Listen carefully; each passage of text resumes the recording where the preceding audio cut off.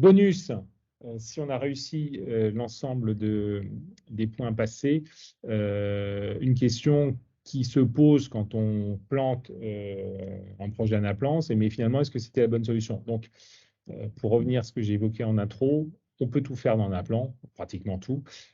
Maintenant, ce n'est pas parce qu'on peut tout faire qu'on doit tout faire dans Anaplan. Donc, j'ai pris quelques cas rencontrés en situation où là, clairement, Anaplan, ce n'est pas la bonne solution. Donc, si j'ai un GL, donc une compta extrêmement structurante et que je souhaite être beaucoup plus flex, me dire que je vais faire ça dans un Anaplan, ce n'est pas une bonne idée pour deux raisons. Un, l'absence de date de valeur d'une part et la volumétrie d'autre part.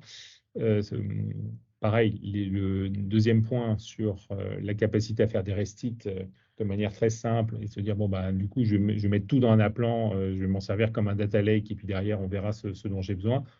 Donc, je reviens à la partie scoping, cadrage et à la partie sparsité. Non, enfin, un Anaplan, ce n'est pas un data lake. Donc, de quoi on a besoin et on ne fait rentrer que ce dont on a besoin avec les croisements requis. Idem sur l'outil de BI et requêtage. Il y a des solutions beaucoup plus